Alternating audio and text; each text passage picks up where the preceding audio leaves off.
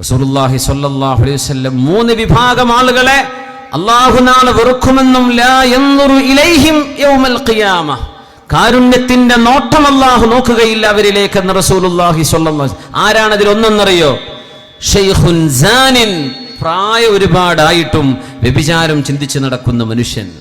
പ്രായം ഒരുപാടായിട്ടുണ്ട്, എന്നാലും വ്യഭിചാരമാണ് ചിന്തിക്കുന്നത്. മആദല്ലാഹ്, അല്ലാഹു കാത്തുരക്ഷിക്കട്ടെ. ഇതൊക്കെ നമ്മുടെ നാടുകളിൽ വന്നില്ലേ? ഷൈഖുൻ സാനിൻ ആയിലുൻ മുസ്തക്ബിർ എന്നൊക്കെ റസൂലുള്ളാഹി സ്വല്ലല്ലാഹു അലൈഹി വസല്ലം ആ വിഭാഗങ്ങളെ കുറിച്ച് പറഞ്ഞിട്ടുണ്ട്. ഷൈഖുൻ സാനിൻ. അതുകൊണ്ട് പ്രായമായ ആളുകൾ, റിട്ടയർമെന്റ് കഴിഞ്ഞ ആളുകൾ, അങ്ങനെ ഞാൻ പറയും, റിട്ടയർമെന്റ്, പ്രവാസികളായി നടന്ന എക്സ് പ്രവാസികളുണ്ടല്ലോ, പ്രവാസലോകം നിർത്തി ഇനി വിസ പുതുക്കി തരൂല എന്ന് പറയുമ്പോഴേ പോരെ അവിടുന്ന്. അതുവരെ എങ്ങനെയും പിടിച്ചേക്കും. ഇനി ഒരു നിലക്കും എമിഗ്രേഷൻ പാസ്സാക്കി തരില്ല എന്ന് കണ്ടാൽ പിന്നെ യാത്രയപ്പൊക്കെ വാങ്ങി വരിക, എന്നാലൊരു വിസിറ്റ് വരാൻ പറ്റും, പിന്നെ നോക്കും. അങ്ങനെയാണ് പ്രവാസ ലോകത്തിൻ്റെ കഥ. ഈ എക്സ് പ്രവാസികളിൽ വലിയൊരു വിഭാഗം വളരെ വേദനയോടെ പറയാണ്, നാട്ടിൽ വന്നാൽ ചെയ്യുന്ന പ്രധാന പരിപാടി നല്ലൊരു സ്ക്രീനും വാങ്ങിച്ചിട്ട് അതിന് മുമ്പിൽ എത്തിക്കാഫിരിക്കുക തന്നെയാണ്, റിമോട്ടും പിടിച്ചിട്ട്. ഇവരിലൊക്കെ ഞാനീ പറയുന്ന ഈ അപകടങ്ങൾ വരില്ല എന്നാര് കണ്ടു? നമ്മൾ കാണുന്നത് അതല്ലേ, നമ്മളെ ചിന്തിപ്പിക്കുന്നത് അതാണ്. ചെറുപ്പക്കാരും ചെറുപ്പക്കാരികളും കൂടി അഭിനയത്തിലൂടെ കാണിക്കുന്നത് എന്താണ്? പരപുരുഷ ബന്ധം, പരസ്ത്രീ ബന്ധം, മറ്റുള്ള അവളെ സ്നേഹിക്കുക, അവളെ കൊണ്ടു നടക്കുക, ഇവന്റെ കൂടെ ഓടിപ്പോ. ഇതല്ലേ പഠിപ്പിക്കുന്നത്? വേറെ എന്താ പഠിപ്പിക്കുന്നത്? വല്ല നന്മയും കിട്ടുന്നതുണ്ടോ? എത്രയാ നന്മ കിട്ടുന്നത്? നമ്മൾ എങ്ങനെയൊക്കെ ന്യായീകരിച്ചാലും. ഇപ്പോൾ മലയാള സിനിമ കഴിഞ്ഞ് ഹിന്ദി സിനിമയിലേക്ക് ചൂട് മാറിയിട്ടുണ്ടെന്നാണ് കേട്ടത്, കേരളീയ മലയാളി മംഗന്മാരൊക്കെ. അള്ളാഹു കാക്കട്ടെ. ഇതിലും വലിയ ഫിത്തന അവിടെ കിടക്കണത്. ഇത് ഫിത്തനയാണെങ്കിൽ ഡബിൾ ഫിത്തനയാണത്. ഇത്രയും വൾഗറായ, വളരെ മോശമായ, വളരെ ബിസാർ, ഒരു നിലക്കും നമുക്ക് ചിന്തിച്ചിട്ടൊരു എത്തും പിടിയും കിട്ടാത്ത വളരെ മൃഗീയമായ സംസ്കാരം മനുഷ്യനിൽ കൊണ്ടു നടക്കുന്ന സിനിമകളാണ് ഹിന്ദി സിനിമകളൊക്കെ. വേഷവിധാനങ്ങളടക്കം തോന്നിവാസം പച്ചയിൽ ഈ സമൂഹത്തെ പഠിപ്പിക്കുക. നമ്മളത് കാശ് കൊടുത്തിട്ട് സ്ക്രീനും വാങ്ങിച്ച് എയർപോർട്ടിലൊക്കെ കാണാം. ചെറുപ്പക്കാരൊക്കെ ഗൾഫിൽ നിന്ന് വരുമ്പോൾ വലിയ വലിയ LCD സ്ക്രീനുകൾ, എന്നിട്ട് അവിടെ ടാക്സ് കൊടുത്ത് ബാർഗെയിൻ, ഇത് എനിക്ക് അറബി വെറുതെ തന്നതാണ്, ഇത് അങ്ങനെ കിട്ടിയതാണ്, ഇതിന് എന്തിനേ കൊണ്ട്, എന്താ ഇതിൽ കാണാനുള്ളത്? ഇത് വെച്ചിട്ട് കാണാനുള്ള സാധനം എന്താണ്? നമ്മുടെ ചാനലുകളല്ലേ ഉള്ളൂ. ഇത് വെച്ചിട്ട് കാണാനുള്ള നന്മ ഏതാണ്? ഞാൻ അതാണ് ചോദിക്കുന്നത്. ഏത് സ്ക്രീൻ, അത് ഏത് കമ്പനിയുടെ, ഏത് ബ്രാൻഡ് ആവട്ടെ, എത്ര ഇഞ്ച് വലുപ്പമുള്ളതാവട്ടെ, ഇത് കണക്ട് ചെയ്താൽ കിട്ടുന്ന സംസ്കാരം എന്താണ്? അതുകൊണ്ട് നമ്മൾ ഗൗരവത്തിൽ ചിന്തിക്കണം. അല്ലാഹുവിന്റെ ഹബീബ് സല്ലല്ലാഹു അലൈഹി വസല്ലം വീടുകൾക്കിടയിലൂടെ നടക്കുമ്പോൾ ഒരു പ്രായമായ ഉമ്മ ഓതുന്നത് നബി തങ്ങൾ കേൾക്കുന്നു. പ്രായമായ ഉമ്മ ഓതുകയാണ്, ഹൽ അതാക ഹദീസുൽ ഗാശിയ.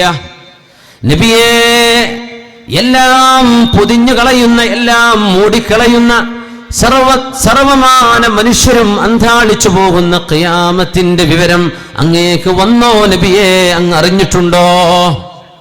മനുഷ്യനോടാണ് അല്ലാഹുവിന്റെ ചോദ്യം, ഹബീബിനോടാണ് അല്ലാഹുവിന്റെ അഭിസംബോധന. എന്നാൽ അത് നബിതങ്ങളോടാണ്, സർവ്വ മനുഷ്യരോടാണ് അല്ലാഹുവിന്റെ അഭിസംബോധന. ഹൽ അതാക ഹദീസുൽ ഗാശിയ. എല്ലാം തകർത്ത് കളയുന്ന, എല്ലാം മൂടിക്കളയുന്ന, ഒരു നിലക്കും ഒരു മനുഷ്യന് ഒരെത്തും പിടിയും കിട്ടാത്ത വിധം മനുഷ്യൻ അന്താളിച്ചു പോകുന്ന നാളെ പരലോകത്തിന്റെ വിചാരണയുടെ കഥ നബിയേ, ഖിയാമത്ത് നടക്കുന്നത് അങ്ങ് അറിഞ്ഞില്ലയോ? മനുഷ്യ, നീ അറിഞ്ഞില്ലയോ എന്ന് അള്ളാഹു ചോദിക്കുന്ന ആയത്താണത്. ഹൽ അതാക ഹദീസുൽ ഗാശിയ. അതൊക്കെ ഓതുമ്പോഴേ ആ ഒരു ഉന്മേഷത്തിൽ ഉസ്താദന്മാർ ഓതും വേണം. ജുമുഅക്കൊക്കെ ഉറങ്ങിങ്ങാണ്ട് ഓതനാണ് ഹൽ അതാക ഹദീസുൽ ഗാശിയ. എന്താണ് ഇതിൻ്റെയൊക്കെ അർത്ഥം? അർത്ഥം അറിഞ്ഞിട്ട് നമ്മൾ ഓതണം. എത്ര ഗൗരവമുള്ള ആശയമാണതിൽ, എത്ര ഗൗരവമുള്ള കനപ്പെട്ട വിവരമാണതിൽ കിടക്കുന്നത്. വളരെ മനോഹരമായിട്ട് ഖുർആൻ ഓതണമെന്ന റത്തിലുൽ ഖുർആന തർത്തീല. ഫഇൻ സയ്യിനു ബിഅസ്വാതികും, നിങ്ങളുടെ ശബ്ദം നിങ്ങൾ ഖുർആൻ ഓതാൻ നന്നാക്കിയെടുക്കണം. ഫഇന്ന സൗതൽ ഹസൻ യസീദുൽ ഖുർആന ഹുസ്ന. നല്ല ശബ്ദത്തിൽ ഖുർആൻ ഓതുമ്പോൾ ഖുർആനിനൊരു മധുരിമ വർദ്ധിക്കും എന്ന് റസൂലുള്ളാഹി സ്വല്ലല്ലാഹു അലൈഹി വസല്ലം. നമ്മൾ സബ്ബിഹിസ്മ റബ്ബിക്കൽ അലി ഹൽ അതാക ഹദീസുൽ ഗാശിയ ഇവിടുത്തെ പള്ളീൻ്റെ കഥയല്ല ഞാൻ പറയണം. മൊത്തത്തിൽ ജുമുഅക്കൊക്കെ കൂടുമ്പോഴേ ഒരു ആർക്കോ വേണ്ടി ഇങ്ങനെ ഒരു മടി പിടിച്ച് ഓതുന്ന പോലെ ഒരു ഓത്ത്, അതൊക്കെ എത്ര മനോഹരമായി ഓതാൻ പറ്റും. ഹൽ അതാക ഹദീസുൽ ഗാശിയ വുജൂഹുൻ യൗമഇദിൻ ഖാശിഅ ആമിലത്തുൻ നാസിബ. നബിയേ, ഖിയാമത്തിന്റെ വിവരം എന്താണെന്ന് അങ്ങേക്ക് വന്നോ അറിഞ്ഞോ നബിയേ? അങ്ങ് മനസ്സിലാക്കിയോ? ഹൽ അതാക ഹദീസുൽ ഗാശിയ വുജൂഹുൻ യൗമഇദിൻ ഖാശിഅ. അന്ന് ചിരിക്കുന്ന മുഖങ്ങൾ കാണാൻ കഴിയില്ല. അന്ന് എല്ലാവരുടെയും ആണിന്റെയും പെണ്ണിന്റെയും മുഖം പേടിച്ചരണ്ട മുഖമാണ്. ആമിലത്തുൻ നാസിബ. ഒരുപാട് അധ്വാനിച്ചിട്ടുണ്ട്, ഒരുപാട് ക്ഷീണിച്ചിട്ടുണ്ട്. എന്നാൽ അല്ലാഹുവിന് വേണ്ടി പണിയെടുക്കാത്തതിന്റെ പേരിൽ തസ്ലാ നാറൻ ഹാമിയ, കത്തിജ്വലിക്കുന്ന നരകത്തിലേക്കാണ് അവർ പോകുന്നത്. ഒരുപാട് അധ്വാനിച്ചു, വലിയ വലിയ പ്രവർത്തനങ്ങൾ ലോകത്ത് കാഴ്ചവെച്ചവരെ ഏകനായ സ്രഷ്ടാവിൽ വിശ്വസിക്കാത്തതിന്റെ പേരിൽ അവരുടെ സർവമാന നന്മകളും നശിച്ചു പോകുന്നു. ആമിലത്തുൻ നാസിബ തസ്ലാ നാറൻ ഹാമിയ. ഈ ആയത്ത് ഉമർ റളിയല്ലാഹു അൻഹു ഓതിയ ഒരു രംഗമുണ്ട്. മദീനയിൽ നിന്ന് ഷാമിലേക്ക് ഉമർ എന്നവർ പോകുമ്പോ ഒരു മലയുടെ അരികത്തുകൂടെ പോകുമ്പോൾ ഒരു വലിയ ഗുഹ കണ്ടു. ആളുകൾ പറഞ്ഞു, ഉമർ എന്നവരെ അറിയോ, ഇതൊരു വലിയ പുരോഹിതന്റെ ഗുഹയാണ്. ജൂതനായ പുരോഹിതൻ, അയാൾ ആ പാറക്കുള്ളിലാണ് താമസിക്കുന്നത്. ചൂടും വെയിലും തണുപ്പും പ്രശ്നമല്ലാതെ ആ പാറക്കുള്ളിൽ കഴിയുന്ന പുരോഹിതന്റെ കഥ അറിയോ? ഉമർ തങ്ങൾ ചോദിച്ചു, അദ്ദേഹം അവിടെ ഉണ്ടോ? ഉണ്ട്. ഉമർ തങ്ങൾ മലയുടെ താഴെ നിന്നൊരൊറ്റ വിളി മേലോട്ട്, യാ റാഹിബ്, ഏ പുരോഹിത. അപ്പൊ അദ്ദേഹം ആരായി വിളിക്കണത്? പുറത്തേക്ക് തലട്ട് നോക്കി. ഉമർ തങ്ങളുണ്ട് കരഞ്ഞു. കരഞ്ഞിട്ട് ഉമർ തങ്ങൾ ഓതുകയാണ്, ആമിലത്തുൻ നാസിബ തസ്ലാ നാറൻ ഹാമിയ. ഒരുപാട് അധ്വാനിച്ചു. ആമിലത്തുൻ നാസിബ, ഒരുപാട് അധ്വാനിച്ചു ക്ഷീണിച്ചു. ഈ മനുഷ്യൻ തളർന്നിട്ടുണ്ട്. അവിടെ എത്ര വലിയ അധ്വാനമാണ്. ഒരു മലയുടെ മുകളിൽ, നമ്മുടെ നാട്ടിലെ മലയല്ല, സൗദി അറേബ്യയിലെ മലകളൊക്കെ പോയി ഉംറക്ക് പോയവർ കണ്ടിട്ടുണ്ടാവും. ഉണങ്ങിയ പർവ്വതങ്ങളാണ്, പാറകളാണ്. അതൊക്കെ ചൂട് പിടിച്ച എന്താണ് അതിൻ്റെയൊക്കെ ചൂട്. ആ പാറക്കുള്ളിലാണ് ഈ മനുഷ്യൻ മോക്ഷം വിചാരിച്ച് നിൽക്കുന്നത്. പരലോകം രക്ഷപ്പെടാൻ വേണ്ടി ചെയ്യുന്ന പണിയാണ്. അഷ്റഫുൽ ഖൽഖ് തങ്ങളുടെ റിസാലത്ത് ഇവിടെയുണ്ട്, ഖുർആനുണ്ട്. അതൊന്നും വിശ്വസിക്കാത്തൊരു മനുഷ്യൻ എത്ര അധ്വാനിച്ചു അല്ലേ? ആമിലത്തുൻ നാസിബ തസ്ലാ നാറൻ ഹാമിയ.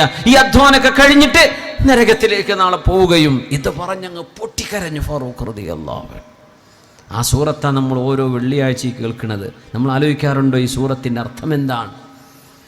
അല്ലാഹുവിൻ്റെ ഹബീബ് സ്വല്ലല്ലാഹു അലൈഹി വസല്ലമ തങ്ങൾ സൂറത്തുൽ ഗാശിയ ഓതുന്ന ഉമ്മയുടെ പാരായണം രാത്രി സമയത്താണ് കേൾക്കുന്നത്. ആ ഉമ്മ ഇങ്ങനെ ഓതുകയാണ്, ബിസ്മില്ലാഹിർ റഹ്മാനിർ റഹീം ഹൽ അതാക ഹദീസുൽ ഗാശിയ.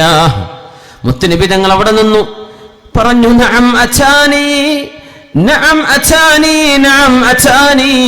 അതേ, ഖിയാമത്തിന്റെ വിവരം നിങ്ങൾക്ക് വന്നോ എന്ന ചോദ്യത്തിന് നബി മറുപടി പറയാൻ, നഅം ഖദ അതാനി.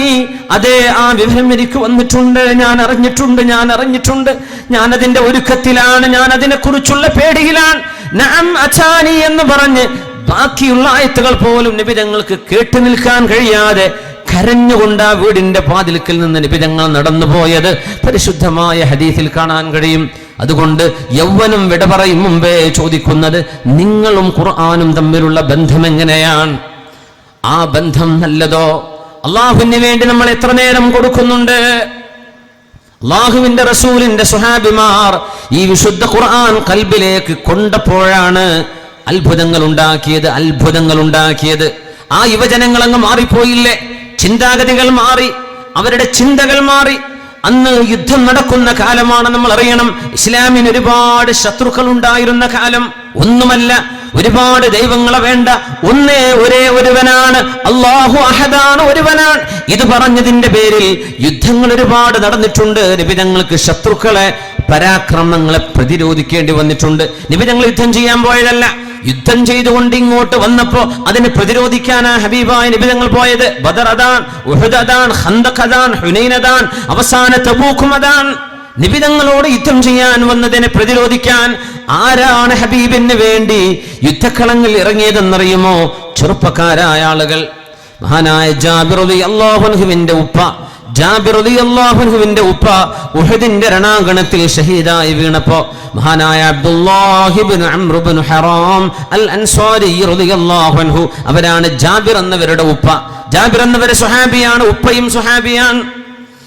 ജാബിർ റളിയല്ലാഹു അൻഹുവിന്റെ ഉപ്പ അല്ലാഹുവിന്റെ റസൂലിനോട് വന്ന് പറയുന്നു, നബിയേ, അല്ലാഹുവിന്റെ സ്വർഗ്ഗത്തിലേക്ക് എനിക്ക് പോകണം നബിയേ, എനിക്ക് പോകണം. അല്ലാഹുമ്മ ഖുദ് മിൻ ദമി ഹാദൽ യൗമ ഹത്താ തർലാ. ശത്രുക്കളിതാ വന്നിരിക്കുന്നു നിന്റെ പ്രവാചകനെ കൊല ചെയ്യാൻ, നിന്റെ ദീനനുസരിച്ച് ജീവിക്കുന്ന വിശ്വാസികളെ തുടച്ചു നീക്കാൻ. അതുകൊണ്ട് അല്ലാഹുവേ, ഞാൻ അവർക്ക് എന്റെ ചോര കൊടുക്കുകയാണ്.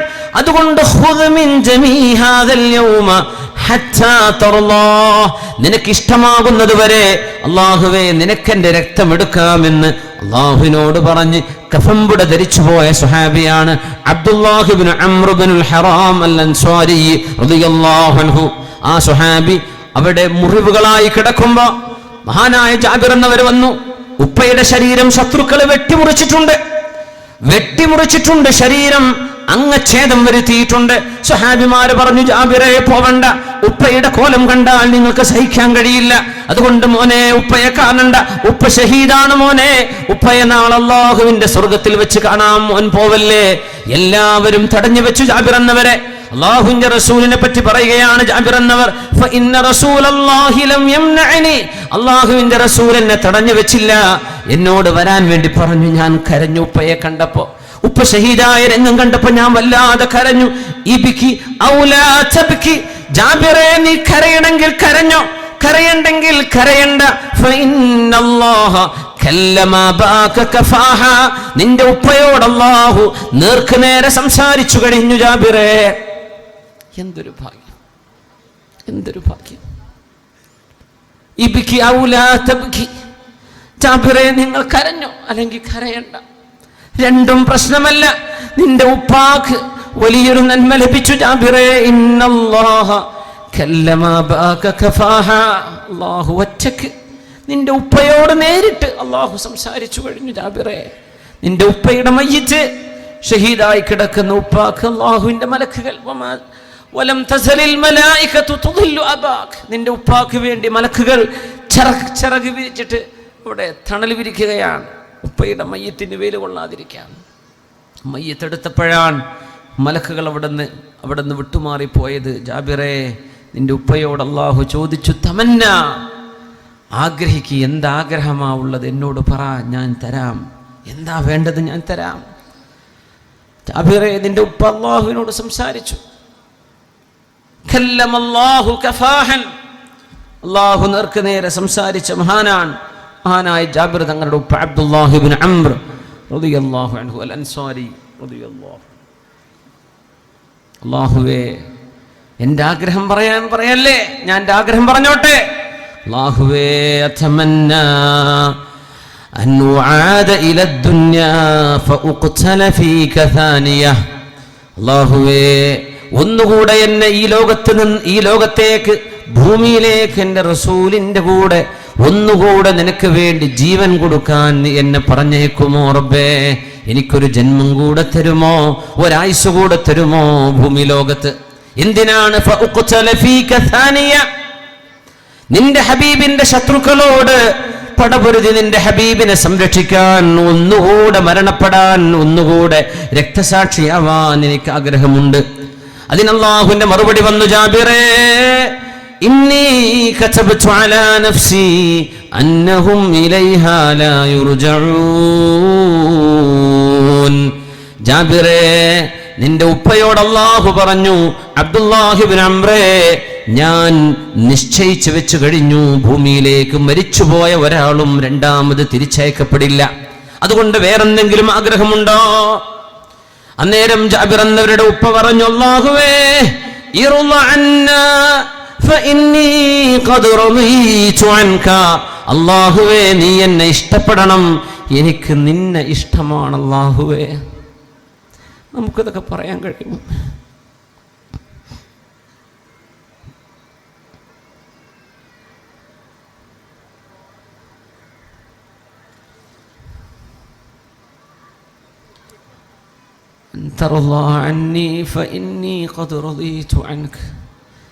അല്ലാഹുവേ, എനിക്ക് നിന്നെ ഇഷ്ടമാണ്. ഇത് മനസ്സ് തൊട്ട് നമുക്കാർക്ക് പറയാൻ, എത്ര പേർക്ക് പറയാൻ പറ്റും?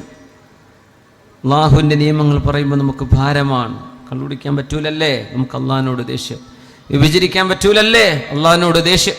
തോന്നിവാസം ചെയ്യാൻ പറ്റില്ലല്ലേ, മയക്കുമരുന്ന് പാടില്ലല്ലേ, നമുക്ക് അള്ളാഹിനോട് ദേഷ്യം. ദീനിനോട് ദേഷ്യം അല്ലേ, നമുക്ക് അള്ളാഹുവിനോട് സ്നേഹമുണ്ടെന്ന് പറയാൻ കഴിയുമോ? ജാബിർ എന്നോട് ഉപ്പ പറഞ്ഞു, അല്ലാഹുവേ, നീ എന്നെ ഇഷ്ടപ്പെടണം. ഫഇന്നി ഖദ് റളിതു അൻക, എനിക്ക് നിന്നെ ഇഷ്ടമാണ്. സ്വഹീഹായ ഹദീസാണിത്, സ്വഹീഹായ ഹദീസാണിത്. അല്ലാഹു തആല പറഞ്ഞു, അല്ലാഹുവിൻ്റെ മറുപടി വന്നു, ഫഇന്നി ഖദ് അഹ്ലൽതു അലൈക റിളായി ഫലാ അസ്ഖതു അലൈക അബദാ. ജാബിറിൻ്റെ ഉപ്പ, എൻ്റെ സ്നേഹം ഞാൻ നിങ്ങൾക്ക് തന്നു കഴിഞ്ഞു, ഇനി ഒരിക്കലും നിങ്ങളോട് ഞാൻ ദേഷ്യപ്പെടുകയില്ല എന്ന് അള്ളാഹുവിൻ്റെ പൊരുത്തം വാങ്ങിച്ചു ജാബിറേ നിന്റെ ഉപ്പ. അതുകൊണ്ട് കൈകാലുകൾ മുറിക്കപ്പെട്ടതിന് നീ എന്തിന് കരയണം? നിന്റെ ഉപ്പയുടെ ശരീരം കൊണ്ട് നീ എന്തിന് വേദനിക്കണം? ഇബ്കി ഔലാ തബ്കി, വേണമെങ്കിൽ കരഞ്ഞോ കരയാതിരുന്നോ ജാബിറേ, അതൊന്നും പ്രശ്നമല്ല. നിന്റെ ഉപ്പ കൊണ്ടുപോയി മഹാസമ്മാനം. ഇന്നല്ലാഹ കല്ലമക അബാക കഫാഹാ. ഈ സംഭവം നടക്കുമ്പോൾ 20 വയസ്സാണ് ജാബിർ റളിയല്ലാഹു അൻഹുവിന്. വിശുദ്ധ ഖുർആൻ അകത്ത് കയറിയപ്പോൾ അള്ളാഹു നൽകിയ മഹത്വം, ഖുർആനിന്റെ ആളുകളായപ്പോൾ അള്ളാഹു പരലോക ജീവിതത്തിലേക്ക് അവർ ആനയിച്ചു കൊണ്ടുപോയത്. ഈ ലോകത്തിനപ്പുറം ഒരു ജീവിതമുണ്ടെന്നും ആ ജീവിതത്തിനാണ് നമ്മൾ ഒരുങ്ങുന്നതെന്നും 1000 തവണ എത്രയാണ് അള്ളാഹു നമ്മളെ പഠിപ്പിച്ചുകൊണ്ടിരിക്കുന്നത്. എന്താണ് നമുക്കത് മനസ്സിലേക്ക് കയറാത്തത്? ഇവിടുത്തെ ഒരു ആനന്ദം, ശരീരത്തിന്റെ ഒരു ആഗ്രഹം, അത് മാത്രം നടത്തല്ലേ. ശരീരത്തിന്റെ ആഗ്രഹം ശമിപ്പിക്കാൻ നിന്നാൽ അള്ളാഹു നമ്മളെ പിടികൂടും. അവനെങ്ങാനും പിടികൂടിയാൽ ഒരാൾക്കും നമ്മളെ രക്ഷപ്പെടുത്താൻ കഴിയുകയില്ലല്ലോ. അല്ലാഹുവിന്റെ റസൂലിന്റെ സ്വഹാബിമാരിൽ 10 വയസ്സുള്ളൊരു ചെറുപ്പക്കാരനാണെന്ന് അബ്ദുല്ലാഹി ഇബ്നു സുബൈർ റളിയല്ലാഹു അൻഹു. 10 വയസ്സാണ് പ്രായം. നമ്മുടെ കൊച്ചുമക്കളിൽ വളണ്ടിയർമാരുണ്ട്, മദ്രസ വിദ്യാർത്ഥികളെ ഞാൻ കണ്ടു. ചെറിയ മക്കളുണ്ട് നമ്മുടെ വളണ്ടിയർമാർ. അവരൊക്കെ അല്ലാഹു നല്ല മക്കളാക്കി ഈ ഉമ്മത്തിന് ഖൈറായവരായി നല്ലൊരു യുവജനങ്ങളായി അല്ലാഹു വളർത്തിത്തരട്ടെ. അല്ലാഹുവിന്റെ ഹബീബിന്റെ മുമ്പിലേക്ക് മഹാനായ അബ്ദുല്ലാഹി ഇബ്നു സുബൈർ റളിയല്ലാഹു അൻഹു, അസ്മാ ബീവിന്റെ മോനാണത്, അസ്മാ ബീവിയുടെ മോനാണത്. നബി സല്ലല്ലാഹു അലൈഹി വസല്ലം തങ്ങൾ ഹിജ്റ പോകുമ്പോ നബി തങ്ങൾ ഒളിച്ചിരുന്ന ഗാർ സൗർ എന്ന് പറയുന്ന ഗുഹയിലേക്ക് നബി തങ്ങൾക്ക് ഭക്ഷണം കൊണ്ടുകൊടുക്കാൻ 3 ദിവസം നടന്ന പൂർണ്ണ ഗർഭിണിയായിരുന്നു വന്ന അസ്മാ റളിയല്ലാഹു അൻഹ. അന്ന് ഗർഭത്തിലിരുന്ന കുഞ്ഞാണ് അബ്ദുല്ലാഹി ഇബ്നു സുബൈർ റളിയല്ലാഹു അൻഹു. ആ കുട്ടിയെ പ്രസവിക്കുന്നത് ഹിജ്റയോടുകൂടെയാണ്. ഹിജ്റയോടുകൂടെ ജനിച്ച് നബി തങ്ങളോടൊപ്പം 10 കൊല്ലം മദീനയിൽ വളർന്ന മോനാണത്. റസൂലുള്ളാഹി സ്വല്ലല്ലാഹു അലൈഹി വസല്ലം തങ്ങൾ അന്നൊരിക്കൽ ഹിജാമ ചെയ്തപ്പോൾ, ഹിജാമ ശരീരത്തിലെ ദുഷിച്ച രക്തം എടുത്തു കളയുന്ന സുന്നത്തായ ഒരു ട്രീറ്റ്മെന്റ്, കൂലി കിട്ടുന്ന ഒരു ട്രീറ്റ്മെന്റ് നമ്മുടെ നാടുകളിലൊക്കെ ഇപ്പൊ യഥേഷ്ടമായി തുടങ്ങി. അൽഹംദുലില്ലാഹ്, വളരെ ട്രഡീഷണൽ ട്രീറ്റ്മെന്റ് ആണ്, പാരമ്പര്യമായ ഒരു ചികിത്സയാണത്. ശരീരത്തിലെ മോശപ്പെട്ട രക്തം ഒഴിവാക്കിയെടുക്കുന്ന, രക്തം കുത്തിയെടുക്കുന്ന ആ ഒരു രീതി ഹിജാമ എന്ന് നിബിധങ്ങളൊക്കെ ചെയ്തിട്ടുണ്ട്. ഹിജാമ അത് സുന്നത്താണെന്ന് കാണാൻ കഴിയും. അല്ലാഹുവിന്റെ ഹബീബ് എന്ന് ഹിജാമ ചെയ്തപ്പോൾ അബ്ദുല്ലാഹി ഇബ്നു സുബൈർ അവിടെയുണ്ട്. ഇബ്നു സുബൈറിനെ വിളിച്ചു നബിതങ്ങൾ റളിയല്ലാഹു അൻഹു, ഇബ്നു സുബൈറേ, ഈ രക്തം ആരും കാണാത്തിടത്ത് കൊണ്ടുപോയി നിങ്ങൾ ഒഴിച്ചു കളയണം. സ്വഹീഹായ ഹദീസാണിത്, സ്വഹീഹായ ഹദീസ്. നിങ്ങൾ ഈ രക്തം ആരും കാണാത്തിടത്ത് കൊണ്ടുപോയി ഒഴിച്ചു കളയണം. ഇബ്നു സുബൈർ റളിയല്ലാഹു അൻഹു അത് ഒഴിക്കാൻ വേണ്ടി പോയി. മദീനയുടെ ഒരു ഊടുവഴികളിലൂടെ പോകുമ്പോ ഒരു കപ്പിൽ ഹബീബായ നബിതങ്ങളുടെ ആ പുണ്യമായ ശരീരത്തിൽ നിന്ന രക്തമാണത്. ഹബീബിന് ദുഷിച്ച രക്തമില്ലല്ലോ, ഹബീബിന്റെ എല്ലാ രക്തവും പുണ്യമല്ലയോ? അവിടുത്തെ ശരീരം പുണ്യമാണ്, അവിടുത്തെ തലമുടിയും ശരീരത്തിലെ രോമങ്ങളും പുണ്യമാണ്, അവിടുത്തെ വിയർപ്പിന് സുഗന്ധമായിരുന്നുവല്ലോ. ആ ചെറിയ മോന്, 10 വയസ്സുള്ള മോൻ, അന്ന് ആരാരും കാണാത്തൊരു സ്ഥലത്തെത്തിയപ്പോൾ ആ രക്തം കുടിക്കുകയാണ് ഉണ്ടായത്. അള്ളാഹുവിന്റെ റസൂൽ അത് അറിഞ്ഞു. നബി തങ്ങൾ ആ മോൻ തിരിച്ചു വന്നപ്പോ ചോദിച്ചു, ഇബ്നു സുബൈറേ, എവിടെയാണ് നിങ്ങൾ ആ രക്തം കൊണ്ടുപോയി കളഞ്ഞത്? നബിയെ, ഞാൻ ആരും കാണാത്തിടത്തേക്ക് അത് ഒഴിച്ചു വെച്ചിട്ടുണ്ട് എന്ന് പറഞ്ഞപ്പോ ഫളഹിക റസൂലുള്ളാഹ്, നബി തങ്ങൾ അത് കേട്ടുകൊണ്ട് ചിരിച്ചു. നബി തങ്ങൾക്കറിയാമത് ഈ മോൻ കുടിക്കുകയാണ് ഉണ്ടായത്. അള്ളാഹുവിന്റെ ഹബീബ മോനോട് പറഞ്ഞു, മോനെ ഇബ്നു സുബൈറേ, വൈലുൽ ലക മിനൻ നാസ് വവൈലുൽ ലിന്നാസി മിൻക ലാ തമസ്സകന്നാർ. ഇബ്നു സുബൈറേ, നിങ്ങൾ ജനങ്ങളിൽ നിന്ന് പരീക്ഷണം നേരിടേണ്ടി വരും. ജനങ്ങൾക്ക് നിങ്ങളിൽ നിന്ന് പരീക്ഷണം നേരിടേണ്ടിയും വരും. എന്നാൽ നിങ്ങളുടെ ശരീരം നരകം തൊടുകയില്ല, നിങ്ങളുടെ ശരീരത്തിന് ഇനി നരകമില്ല. ഹബീബിന്റെ ശരീരത്തിന്റെ ഭാഗമാണ്, ആ രക്തമാണ് അകത്തായത്. അത് പുണ്യമാണ്, ശറഇന്റെ കാഴ്ചപ്പാടിൽ പുണ്യകരമായൊരു കാര്യമാണിത്. എന്നാൽ നിബിതങ്ങൾ എന്റെ രക്തം കുടിക്കണമെന്ന് ആരോടും പറഞ്ഞതല്ല. സ്വഹാബിമാർ ആ സ്നേഹം പ്രകടിപ്പിച്ചു. സ്വഹാബിമാരാ സ്നേഹം പ്രകടിപ്പിച്ചത് അങ്ങനെ. നിബിതങ്ങൾ അതിനെ ശരിവെച്ചു, നിബിതങ്ങൾ അതിനെ കുറ്റം പറഞ്ഞിട്ടില്ല. ആരുടെയും രക്തം കുടിക്കണമെന്നല്ലേ പറഞ്ഞത്, ഹബീബിന്റേത് സ്വഹാബിമാര് ചെയ്തിട്ടുണ്ട്, അത് നിബിതങ്ങൾ അംഗീകരിച്ചിട്ടുമുണ്ട്. ഇസ്ലാമിക പ്രമാണങ്ങളിൽ അത് വ്യക്തമായി രേഖപ്പെട്ട് കിടക്കുന്നത് കാണാൻ കഴിയും. ദീനും അള്ളാഹുവിന്റെ റസൂലിനെയും ഇസ്ലാമിക പ്രമാണങ്ങളെയും മനസ്സിലാക്കുന്ന ആളുകൾക്ക് ഇത് മനസ്സിലാക്കാൻ പ്രയാസമില്ല. ഒരുപക്ഷെ ഏതെങ്കിലും മുസ്ലിമായ ഒരാൾ ഈ സംസാരം കേൾക്കും, ഒരുപക്ഷെ ഇസ്ലാമിനെ തന്നെ കളിയാക്കിന്ന് വരും. അതൊന്നും പ്രശ്നമല്ല, അതൊന്നും ഇവിടെ പ്രശ്നമല്ല. ഇത് മുത്തുനബിയാണ്, ഹബീബാണ്. ഹബീബിനെ മനസ്സിലാക്കേണ്ട പോലെ മനസ്സിലാക്കിയ ഒരു ചെറുപ്പക്കാരൻ. നിബിതങ്ങൾ അതിന് കൊടുത്ത സമ്മാനമാണ്, ലാ തമസ്സകന്നാർ, ലാ തമസ്സുകന്നാർ, നരകം നിങ്ങളെ തൊടില്ല. ഇബ്നു സുബൈറേ, വലിയ അത്ഭുതമായ സ്വഹാബിയാണിത്, രക്തസാക്ഷിയായ സ്വഹാബിയാണ്, മക്കയിൽ വെച്ച് ഷഹീദായ സ്വഹാബിയാണിത്. അബ്ദുല്ലാഹി ഇബ്നു സുബൈർ റളിയല്ലാഹു അൻഹു, അസ്മാ ബീവിയുടെ പ്രിയപ്പെട്ട മോൻ. യുവജനങ്ങൾ ഹബീബിന്റെ മദ്രസയിൽ പഠിച്ചു. നബിയുടെ മദ്രസ നമ്മുടെ ഒരു കെട്ടിടമല്ല, ഹബീബിന്റെ മദ്രസ നബിയുടെ സംസ്കാരമാണ്, ഹബീബിന്റെ സ്വഭാവം. ഹബീബിന്റെ മജ്ലിസിൽ പോയിരുന്നപ്പോ അവർക്ക് കിട്ടിയതാണത്. അതുകൊണ്ട് ഖുർആൻ അകത്തേക്ക് ചെന്ന കൊച്ചുമക്കളിൽ പോലും ഹബീബായ നബിതങ്ങളോട് അനുരാഗവും സ്നേഹവുമായി. യൗവനം വിട പറയും മുമ്പേ യുവാക്കളോട്, യുവതികളോട് നമ്മൾ ചോദിക്കുന്ന രണ്ടാമത്തെ ചോദ്യം, മുത്ത് നബിതങ്ങളോടുള്ള നിങ്ങളുടെ ബന്ധം എങ്ങനെയാണ്? ഹബീബിനോടുള്ള ബന്ധം എങ്ങനെയാണ്? റസൂലുള്ളാഹി തങ്ങളെ മനസ്സിലാക്കാൻ നമ്മൾ എത്ര സമയം ചെലവഴിച്ചിട്ടുണ്ട്? നബി തങ്ങളെ സംബന്ധിച്ചുള്ള ചർച്ചകൾ കേൾക്കാൻ നമ്മൾ എത്ര സമയം ചെലവഴിക്കാറുണ്ട്? നമ്മുടെ ഒരു ജീവിതത്തിൽ, ഒരു ദിവസത്തിൽ നമ്മൾ വായിക്കുന്ന വാട്സപ്പ്, ഫേസ്ബുക്ക് ലൈനുകൾ, വരികൾ വായിച്ചെടുക്കാൻ എടുക്കുന്ന സമയങ്ങളിൽ എത്ര വരികൾ അല്ലാഹുവിന്റെ റസൂലിനെ മനസ്സിലാക്കാൻ നമ്മൾ എടുത്തിട്ടുണ്ട്? റബീഅത്ത് ഇബ്നു മാലിക് റളിയല്ലാഹു അൻഹു ഒരു സംഘത്തോടുകൂടെ ഹബീബിനെ കാണാൻ വരുന്നു സ്വല്ലല്ലാഹു അലൈഹി വസല്ലം. അവരൊരു നിവേദക സംഘമാണ്. മുത്തുനബിതങ്ങളെ കാണാൻ വന്നിരിക്കുന്നു. അല്ലാഹുവിന്റെ റസൂലിനോട് ആ വന്ന കൂട്ടത്തിൽ ഓരോരുത്തരും അവനവന്റെ ആവശ്യങ്ങൾ പറഞ്ഞു. ചിലർ പറഞ്ഞു, നബിയെ ഭക്ഷണമില്ല, ഞങ്ങൾക്ക് ഭക്ഷണം വേണം. നബി തങ്ങൾ കൊടുത്തു അവർക്ക് ഭക്ഷണം. ചിലർ പറഞ്ഞു, നബിയെ ഞങ്ങൾക്ക് കാശില്ല, ജീവിക്കാൻ പൈസ വേണം, പൈസ കൊടുത്തു. ചിലർ പറഞ്ഞു, നബിയെ ഞങ്ങൾക്ക് വസ്ത്രം വേണം, വസ്ത്രം കൊടുത്തു. നബി തങ്ങൾ സ്വല്ലല്ലാഹു അലൈഹി വസല്ലം അന്നേരം അല്ലാഹുവിന്റെ റസൂലിന്റെ മുമ്പിൽ ഹബീബിനെ സേവനം ചെയ്യാനായി നബി തങ്ങളുടെ ഖാദിമായി മാറിയിരിക്കുകയാണ് റബീഅത്ത് ഇബ്നു കഅബിൽ അസ്ലമി റളിയല്ലാഹു അൻഹു. അല്ലാഹുവിന്റെ റസൂലിനോട് കൂടെ വന്ന ഓരോരുത്തരും ഓരോന്ന് ചോദിച്ചു വാങ്ങിയപ്പോൾ ഈ സ്വഹാബി ഒന്നും വാങ്ങിച്ചിട്ടില്ല ഇതുവരെ. നബി തങ്ങളെ വിളിച്ചു, നബിയേ അങ്ങ് എന്റെ കൂടെ ഒന്ന് വരണം, എനിക്കൊരു സ്വകാര്യം അങ്ങയോട് പറയാനുണ്ട്. തങ്ങൾ പറഞ്ഞു, എന്താണ് റബിയ നിങ്ങൾക്ക് എന്നോട് ചോദിക്കാനുള്ളത്? നബിയെ ഓരോരുത്തരും ഓരോന്ന് അങ്ങയോട് ചോദിച്ചല്ലോ. ഇതൊരു യുവാവാണ്, ഒരു ചെറുപ്പക്കാരനാണ്. മുത്തുനബി തങ്ങളെ കണ്ടുമുട്ടുന്ന രംഗമൊന്ന് മനസ്സിൽ ഓർത്തു നോക്കുക. ഓരോരുത്തരും ദുന്യവിയായ വിഷയങ്ങളൊക്കെ പറഞ്ഞ കൂട്ടത്തിൽ മഹാനായ റബിയ തങ്ങൾ ചോദിക്കാൻ പോവുകയാണ് ഹബീബിനോടൊരു ചോദ്യം. യാ റസൂലല്ലാഹ്,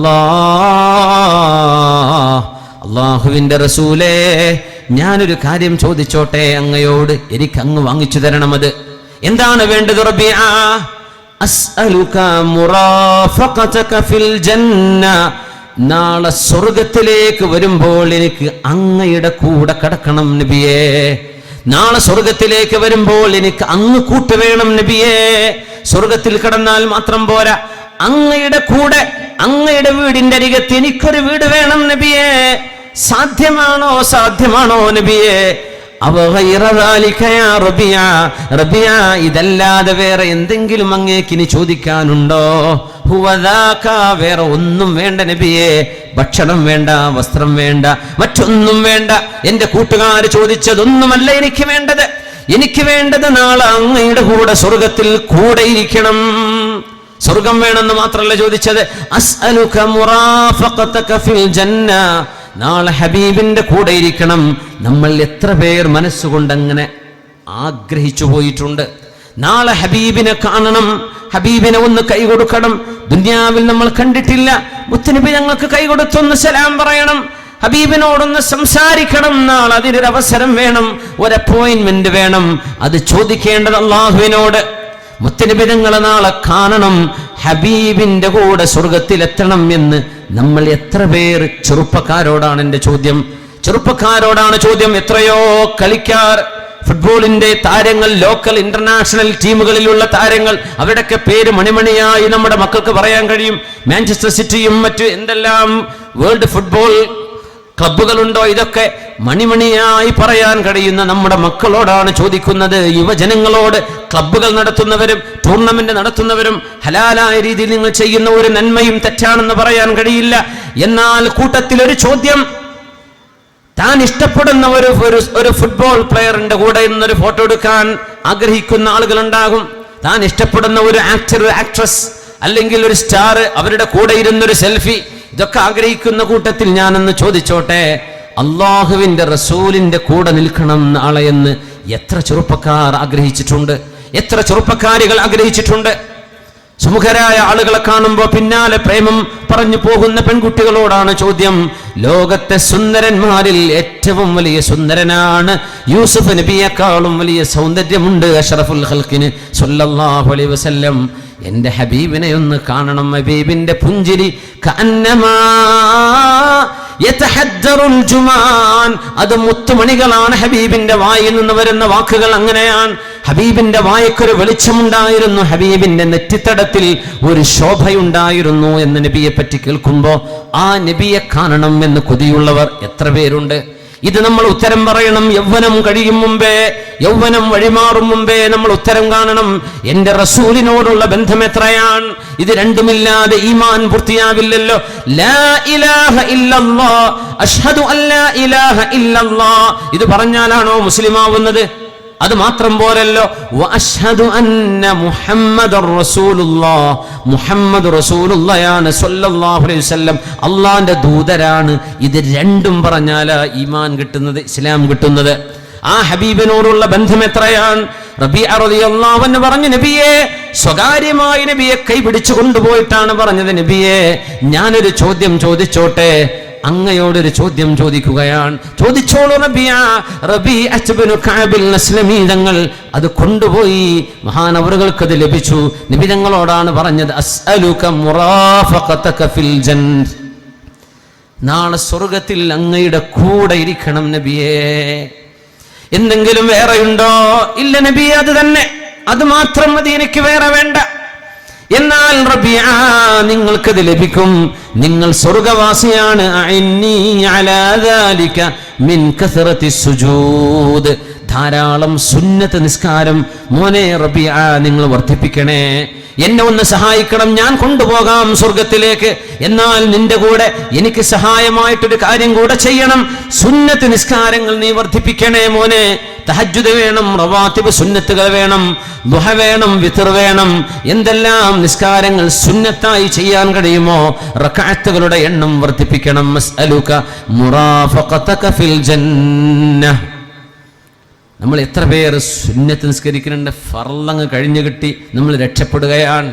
സുന്നത്ത് നിസ്കരിക്കുന്നുണ്ടോ? റവാത്തിബ് സുന്നത്തുകള്, മുത്തലഖ് സുന്നത്തുകള്, തതവ്വുആയി, മുസ്തഹബായ, മൻജൂബായ എത്രയെല്ലാം സുന്നത്ത് നിസ്കാരങ്ങൾ. അതുകൊണ്ട് രണ്ടാമത്തെ ചോദ്യം ഇതായിരുന്നു, നമ്മളും റസൂലും തമ്മിലുള്ള ബന്ധം എങ്ങനെയാണ്? സമയക്കുറവ് കൊണ്ട് ഞാൻ ചുരുക്കുകയാണ്.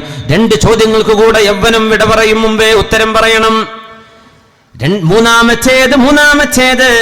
മൂന്നാമത്തേത് പാപങ്ങൾ സംഭവിക്കുമ്പോൾ നമ്മുടെ ജീവിതം തകരുകയാണെന്ന് ഓർക്കുകയും സംഭവിച്ച പാപങ്ങളിൽ നമ്മൾ എത്രയാണ് അള്ളാഹുവിനെ പേടിക്കുന്നത്, എത്രയാണ് നമ്മൾ തൗബ ചെയ്ത് മടങ്ങിയത്. 20 വയസ്സാകുമ്പോഴേക്കും കാണാത്ത സിനിമയില്ല, മോശമായ വീഡിയോകളില്ല. 25 വയസ്സാകുമ്പോഴേക്കും ഉപയോഗിക്കാത്ത ലഹരിയില്ല. ഇതാണോ നമ്മുടെ യൗവനം? ഇങ്ങനെ നശിപ്പിക്കാനാണോ ആരോഗ്യത്തോടെ അള്ളാഹു നമ്മെ ഈ ലോകത്തേക്ക് പറഞ്ഞയച്ചത്? ഈ പാപങ്ങളിൽ നമ്മൾ അള്ളാഹുവിനെ പേടിക്കണ്ടയോ? റബ്ബിലേക്ക് തൗബ ചെയ്ത് മടങ്ങണ്ടയോ? നമ്മൾ അറിയണം, ഒരു തെറ്റ് സംഭവിച്ചാൽ നമ്മുടെ കുടുംബം മാത്രമല്ല, നാം മാത്രമല്ല അവിടെ നശിക്കുന്നത്.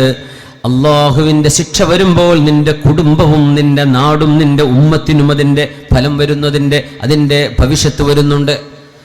തെറ്റുകൾ അങ്ങനെയാണ്. റസൂലുള്ളാഹി സ്വല്ലല്ലാഹു അലൈഹി വസല്ലം തങ്ങൾ ഇസ്രായേൽ സന്തതികളിൽ കഴിഞ്ഞു പോയൊരു മനുഷ്യന്റെ കഥ പറയുന്നുണ്ട്. സ്വഹീഹായ ഹദീസാണിത്, സുഹാഹിൽ റിപ്പോർട്ട് ചെയ്യപ്പെട്ട ഹദീസാണിത്. ഇസ്രായേൽ സന്തതികളിൽ കഴിഞ്ഞു പോയൊരു മനുഷ്യൻ മരണമാസന്നമായപ്പോൾ അയാൾക്ക് തോന്നി, ഒരു നിലക്കും അള്ളാഹു വിടില്ലെന്ന് ഉറപ്പാണ്, ചെയ്യാത്ത തെറ്റുകളില്ല. ചെറുപ്പകാലത്ത് പോക്കിരിയായി നടന്ന ആളാണ്, സർവ്വതമ്മാടിത്തരവും ചെയ്ത ആളാണ്. പിന്നെ നാട് വിട്ടു, പിന്നെ കുറെ കാലം കഴിഞ്ഞ് തിരിച്ചു വന്നു, വീണ്ടും തെറ്റ്.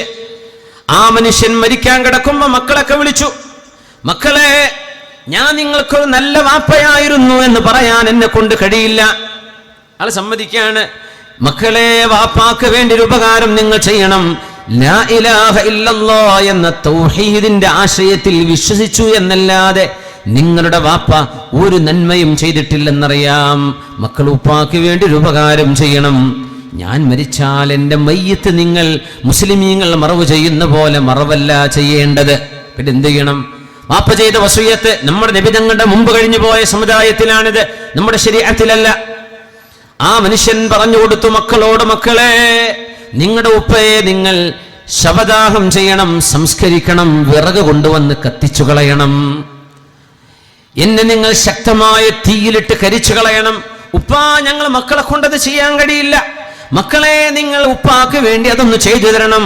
ഞാൻ മുഴുവൻ പറയട്ടെ, എന്നെ കത്തിച്ച് കത്തിച്ച് കത്തിച്ച് ഞാനൊരു ചാരമായി ഭസ്മമായി മാറിയാൽ അതൊരു പാത്രത്തിലാക്കി വെക്കുക. നല്ല കൊടുങ്കാറ്റടിക്കുന്ന ഒരു കാലത്ത് നിങ്ങൾ ഒരു പുഴയരികിലോ ഒരു കടലിന്റെ വക്കത്തോ ചെന്ന് എന്റെ ഭസ്മമായി കിടക്കുന്ന എന്റെ ശരീരം കത്തിയെരിഞ്ഞിട്ടത് കരിക്കട്ടയായി മാറിയ ആ പൊടി നിങ്ങൾ പൊടിച്ച് ആ കാറ്റിലങ്ങ് പറത്തിക്കളയണം. എന്തിനാണെന്ന് മക്കളെ അറിയോ? അള്ളാഹുവിന് എന്നെ കിട്ടാൻ പാടില്ല. നാളെ എങ്ങാനും അള്ളാഹു എന്നെ പിടിച്ചാൽ നാളെ രക്ഷപ്പെടുമെന്നൊരു പ്രതീക്ഷയുമില്ല. മക്കളെ, അല്ലാഹു സുബ്ഹാനഹു വ തആല വാപ്പ ഈ പറഞ്ഞു നിർബന്ധിച്ചതിന്റെ പേരിൽ വിവരമില്ലാത്ത മക്കള് വാപ്പ പറഞ്ഞ പോലെ ചെയ്യുകയും ചെയ്തു. അങ്ങനെ വസിയത്തുണ്ടായാൽ പോലും ചെയ്യാൻ പാടില്ലെന്നാണ് ശറഇന്റെ നിയമമാണ് നടപ്പാക്കേണ്ടത്. പക്ഷെ ആ മക്കള് ഇസ്രായേൽ സന്തതികളിൽ കഴിഞ്ഞ സംഭവമാണ്. നമ്മുടെ നബി തങ്ങളുടെ കാലത്തല്ല, അതിന്റെ ശേഷവുമല്ല, അതിന്റെ മുമ്പാണ് മക്കൾ ഉപ്പയെ കത്തിച്ചു കളഞ്ഞു, ദഹിപ്പിച്ചു കളഞ്ഞു.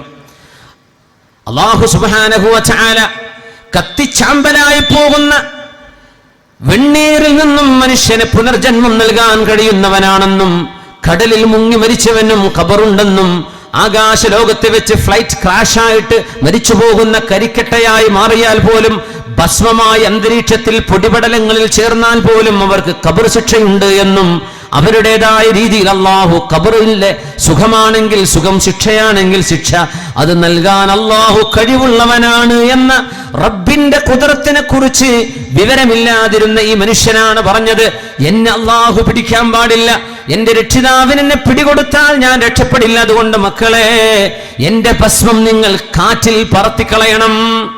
അല്ലാഹുവിന്റെ ഹബീബ് സ്വല്ലല്ലാഹു അലൈഹി വസല്ലം തങ്ങൾ ആ മനുഷ്യന്റെ ആത്മാവിനോട് സംസാരിച്ചത് വിശുദ്ധ ഖുർആൻ, വിശുദ്ധ ഹദീസിൽ നബി തങ്ങൾ പറയുന്നു. അല്ലാഹുവിന്റെ റസൂൽ തങ്ങൾ പറയുകയാണ്, ആ മനുഷ്യനോട് അല്ലാഹു സുബ്ഹാനഹു വ തആല ചോദിച്ചു, അല്ലാഹു തആല ചോദിച്ചു, മാ ഹമലക അലാ മാ സ്വനഅത, നീ എന്തേ നിന്നെ ഭസ്മമാക്കി കളയാൻ നിന്റെ മക്കളോട് വസിയത്ത് ചെയ്തത്? എന്തേ നീ അങ്ങനെ ചെയ്യാൻ കാരണം? എന്തേ നീ അങ്ങനെ ചെയ്യാൻ കാരണം? ഖാല, ആ മനുഷ്യൻ പറഞ്ഞു, യാ റബ്ബ് ഖശീതുക മിൻ കസറതി ദുനൂബി, എന്റെ പാപങ്ങൾ വർദ്ധിച്ചു പോയതിന്റെ പേരിൽ എണ്ണിയാൽ ഒടുങ്ങാത്ത തെറ്റുകൾ ചെയ്തതിന്റെ പേരിൽ റബ്ബേ നിന്നെ പേടിച്ചിട്ടാണ് ഞാനത് ചെയ്തത് എന്ന് ആ മനുഷ്യനതിന് മറുപടി കൊടുത്തു എന്ന് നബിയുനാ റസൂലുള്ളാഹി സ്വല്ലല്ലാഹു അലൈഹി വസല്ലം. കാരുണ്യവാന്റെ മുമ്പിലേക്കല്ലാതെ എവിടേക്കാണ് നമുക്ക് ഓടിച്ചെല്ലാനുള്ളത്? കുറ്റവാളികൾക്ക് ഓടിച്ചെല്ലാനുള്ളത് റബ്ബിന്റെ മുമ്പിലേക്കല്ലാതെ എവിടേക്കാണ്? പാപികൾക്ക് പടച്ചവനെ ഞാൻ പാപിയാണ്, പുറത്തു തരണേ, മാപ്പ് തരണേ എന്ന് ഈ റബ്ബിനോടല്ലാതെ ആരോടാണ് പാപമോചനം ചോദിക്കാനുള്ളത്? അല്ലാഹുവേ നിന്നെ പേടിച്ചത് കൊണ്ടാണ് ഞാൻ എൻ്റെ മക്കളോട് എന്നെ ഖബർ കുഴിച്ചു മൂടണ്ട, എന്നെ നിങ്ങൾ കത്തിച്ചു കളയണമെന്ന് പറഞ്ഞത്. ഇന്നീ ഖശീതുക മിൻ കസറതി ദുനൂബി, എൻ്റെ പാപങ്ങളുടെ ആധിക്യം കാരണം ഞാൻ നിന്നെ പേടിച്ചത് കൊണ്ടാണ്. അല്ലാഹുവിന്റെ മറുപടി വരുന്നു, ഫഖാലല്ലാഹു സുബ്ഹാനഹു, അല്ലാഹുവിന്റെ മറുപടി വരുന്നു, യാ മലായികതി, എൻ്റെ മാലാഖമാരേ, ഉഷ്ഹിദുകും അന്നീ ഖദ് ഗഫർതു ലഹു വഅദ്ഖൽതുഹുൽ ജന്നഹ്, നിങ്ങളെ സാക്ഷിയായി ഞാൻ പറയട്ടെ, എന്നെ പേടിച്ചത് കാരണം ഞാൻ നിങ്ങളെ സാക്ഷിയായി പറയുന്നു, ഖദ് ഗഫർതു ലഹു, ഇയാൾക്ക് ഞാൻ എന്നേക്കുമായി വിട്ടുപുറത്തിരിക്കുന്നു, വഅദ്ഖൽതുഹുൽ ജന്നഹ്, ഞാൻ അയാൾക്ക് സ്വർഗം നൽകിയിരിക്കുന്നു എന്ന് അല്ലാഹു മറുപടി പറഞ്ഞു എന്ന് ഹബീബുനാ റസൂലുള്ളാഹ്. ജീവിതത്തിൽ ഇത്രത്തോളം ഗുരുതരമായി തെറ്റ് ചെയ്ത ഒരാൾ റബ്ബിനെ പേടിച്ചത് കാരണം അള്ളാഹു പുറത്തു കൊടുത്തിട്ടുണ്ട്. അതുകൊണ്ട് നമ്മൾ നിരാശരാവരുത്. എത്ര വലിയ കുരുത്തക്കേട് ചെയ്തവരാണെങ്കിലും അള്ളാഹുവിന് പുറത്തു കൊടുക്കാം, അള്ളാഹുവിന് മാപ്പ് ചെയ്യാം. റബ്ബിന് അവരെ കഴുകി ശുദ്ധിയാക്കി കണ്ണാടിച്ചില്ല് പോലെ റബ്ബിന് അവരെ മിനുക്കിയെടുക്കാൻ കഴിയുമല്ലോ. അതുകൊണ്ട് യൗവനം വിട പറയും മുമ്പേ തൗബ ചെയ്യുക, പശ്ചാത്തപിക്കുക. കോളേജിൽ പഠിക്കുന്ന കാലം, എക്സ്കർഷൻ പോകുന്ന കാലം, ടൂറിന് പോകുന്ന കാലം, സ്റ്റഡി ടൂറിന്, ക്യാമ്പിങ്ങിന് പോയിട്ട്, നൈറ്റ് ക്യാമ്പുകൾ ഉണ്ടായിട്ട് തോന്നിവാസങ്ങൾ ചെയ്തു കൂട്ടുന്ന നമ്മുടെ കോളേജ് കുമാരന്മാർ, തെറ്റുപറ്റിയവർ അള്ളാഹുവിനോട് തൗബ ചെയ്ത് മടങ്ങണം. നമ്മുടെ പെൺകുട്ടികൾ തൗബ ചെയ്ത് മടങ്ങണം, ആൺമക്കൾ തൗബ ചെയ്ത് മടങ്ങണം. നമ്മളെല്ലാവരും തൂബൂ ഇലല്ലാഹി ജമീഅ അയ്യുഹൽ മുഅ്മിനൂന ലഅല്ലകും തുഫ്ലിഹൂൻ. ഓ സത്യവിശ്വാസികളെ, നിങ്ങൾ മുഴുവനും തൗബ ചെയ്യണം. നിങ്ങൾക്ക് വിജയം വേണോ? നിങ്ങൾ തൗബ ചെയ്യണം. അതുകൊണ്ട് അള്ളാഹുവിലേക്ക് നമ്മൾ തൗബ എത്രയാണ് നമ്മൾ അള്ളാഹുവിനെ പേടിക്കുന്നത്? ഇതാണ് മൂന്നാമത്തെ ചോദ്യം. എത്രയാണ് നമ്മൾ അള്ളാഹുവിനെ ഭയപ്പെടുന്നത്? കഹാ ഗുസാരി സാസേ ജവാബ് മാംഗേഗാ, കഹാ ഗുസാരി സാസേ ജവാബ് മാംഗേഗാ, वो जब मिलेगा मुकम्मल हिसाब मांगेगा. ഓരോ ശ്വാസവും എവിടെയാണ് ചെയ്തത്, എവിടെയാണ് ചെലവഴിച്ചത് എന്ന് അള്ളാഹു നമ്മളോട് ചോദിക്കാനിരിക്കുകയാണ്. ഇബ്നു മസ്ഊദ് റളിയല്ലാഹു തആല അൻഹു പറയാറുണ്ട്, അല്ലാഹ അല്ലാഹ ഫിസ്സറായിർ, അല്ലാഹ അല്ലാഹ ഇദാ ഖലൗത്. ഒറ്റക്കായിരിക്കുമ്പോൾ അള്ളാഹുവിനെ പേടിക്കണേ, ഒറ്റക്കായിരിക്കുമ്പോൾ നിങ്ങൾ അള്ളാഹുവിനെ പേടിക്കണേ എന്ന് ഓരോരുത്തരെയും ഉപദേശിക്കുമായിരുന്നു നബിയുടെ സ്വഹാബി അബ്ദുല്ലാഹി ഇബ്നു മസ്ഊദ് റളിയല്ലാഹു അൻഹു. നമ്മൾ മൊബൈൽ ഫോണുകളിൽ ഒറ്റക്കാണ്, അതൊരു തരം പ്രൈവസിയാണ്. അവനതിന് ലോക്കിടാം. തൻ്റെ മൊബൈൽ ഫോൺ ഒരാൾക്ക് ഉപയോഗിക്കാൻ കഴിയാത്ത വിധം അതിനെ ക്ലോസ് ചെയ്യാം, അതിനെ അടച്ചു വെക്കാം. ഫിംഗർ ലോക്ക്, കണ്ണുകൊണ്ട് ലോക്ക്, നമ്പർ ലോക്ക്, എന്തെല്ലാം ലോക്കുകൾ. നമ്മൾ അവിടെ ഒരു സ്വകാര്യതയാണ് അനുഭവിക്കുന്നത്. അവിടെയാണ് ഇബ്നു മസ്ഊദ് തങ്ങളുടെ വാക്ക് ഓർമ്മ വരണം, അല്ലാഹ അല്ലാഹ ഫിസ്സറായിർ. ഒറ്റക്ക് നിൽക്കുമ്പോൾ അല്ലാഹുവിനെ ഓർമ്മ വരണം. നിങ്ങളുടെ ഫോൺ പിടിച്ച് നിൽക്കുമ്പോൾ അല്ലാഹുവിനെ ഓർമ്മ വരണം. നമ്മുടെ മെസ്സേജുകൾ ആൾമാറാട്ടം ചെയ്യാൻ പറ്റും, ആളറിയാതെ പലതും വിടാൻ പറ്റും, തെറ്റുകൾ വിടാൻ പറ്റും. നമ്മളറിയണം അല്ലാഹു കണ്ടുകൊണ്ടിരിക്കുകയാണ്, അല്ലാഹു നമ്മളെ വീക്ഷിച്ചു കൊണ്ടിരിക്കുകയാണ്. ഇതിനൊക്കെ നാളെ വിചാരണ പറയേണ്ടി വരും, ഇതിനൊക്കെ നാളെ ഉത്തരം പറയേണ്ടി വരും.